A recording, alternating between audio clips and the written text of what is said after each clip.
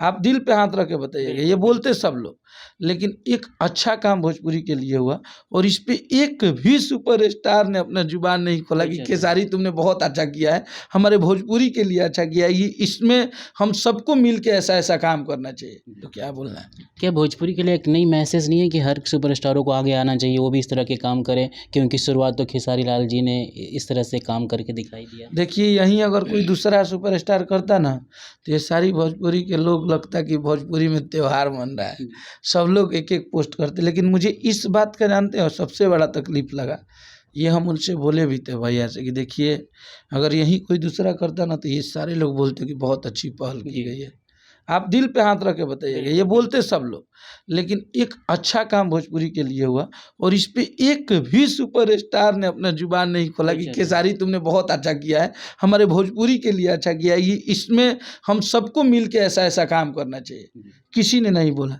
तो इस बात का कहीं ना कहीं दुख भी होता है कि जिस भाषा में हम लोग काम करते हैं ना, यहाँ सेल्फिश टाइप के लोग बहुत ज़्यादा हैं जो अपने लिए जीते हैं।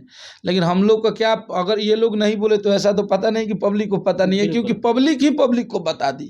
हमारा माहौल ऐसा था, तो हमें इस पे ज़्यादा टिप्पणी नहीं करना है। ठीक है, हमने इंसानियत का फ़र्ज अदा किया था और इन सब का आशीर्वाद मिला, वही हम लोग के लिए काफ़ी है। जी भैया, दूसरा सवाल करना चाहेंगे। 3 दिन पहले एक पवन जी की इवेंट थी।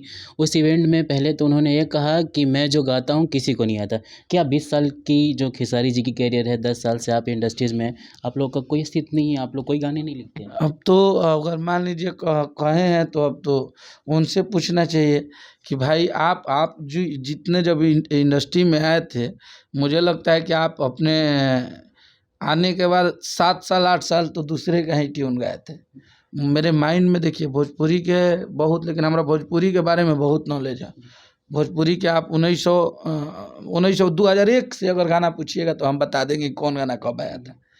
क्योंकि हम बैठते हैं खेसारी जी के पास भी, तो उनसे बहुत ज़्यादा हमारा तर्क वितर्क होता है। इस बार बेदर्दी जी हम वो बैठे थे, बोलते हैं बाबा रुआ बहुत नॉलेज है ना, कि कब गाना बोले रहे, कि कर गाना कौन है, पूरा मुखड़ा अंतरा बता देंगे। तो आप जितना गाना गाए हैं उतना मुझे लगता है कि चुरा के कोई गाया ही नहीं होगा। हमारे यहाँ के बक्सर के अशोक मिश्रा जी थे, अगर वो लोग देख रहे होंगे उनकी टीम के चाहे, तो उनको बलमुआ गुड़वा मिसना गाना था, जिस पे इन्होंने पूरा गाना गाया था कि परदेसी मोर सजना। ऐसा अशोक मिश्रा का 100 ये लोग गाना गाए थे। दीदिया रे दीदिया फिल्म में डाले थे लोग, देरो पे मनो। तो बहुत सारा ऐसा गाना था कि तमाम गाना, चाहे लॉलीपॉप हुआ, गुड्डू रंगीला जी का गाना था, सेम ट्यून पे गाया गया है लॉलीपॉप। तो ऐसा बहुत सारा चीज़ें थी जो इन लोगों ने गाया था। तो अपने आप में पहले एक बार झांकना चाहिए। इस बार भी पियर फराक में जो गाए हैं आप लोग, तो खेसारी जी का गाना था गलती से तोरा माई की मिस कॉल मार देनी रे, तो सेम चीज़ वो भी था। चाहे मालिक ना बालिक के जान ले ओढ़ के कमर अमर हो जाए, हम लोग का ट्यून था। तो खुद जो ऐसा करता है ना, वो दूसरे को बोलता है। तो मेरे हिसाब से आपको ज़्यादा आइडिया होगा कि आप कितने लोगों का ट्यून चुरा के गाए हैं, कितने लोगों के गाने चुरा के गाए हैं। कानवा के बलिया उठवा के ललिया गोलू राजा का गाना गाया गया। तो आपसे तो हम लोग तो कहीं ट्यून भी, हम ये नहीं मानते, हम बिल्कुल हम ट्यून कॉपी करते हैं, इसमें नो डाउट। अगर हमें कोई धुन अच्छा लगता है, फोक धुन है या बहुत पहले का गाना है, तो उस पर हम लोग ट्यून को रिक्रिएट करके बनाते हैं। हम दूध के धुले हुए अपने आप को नहीं बोल रहे, लेकिन आप भी दूध के धुले हुए नहीं है। ये इस बात पे आपको भी गर्व करना चाहिए कि हम दूध के धुले हुए नहीं हैं। आप डकैती करते हैं, हम लोग कहीं कॉपी करते हैं तो आप डायरेक्ट गाना ही उठा के गा देते हैं। तो ये सब नहीं बोलना चाहिए।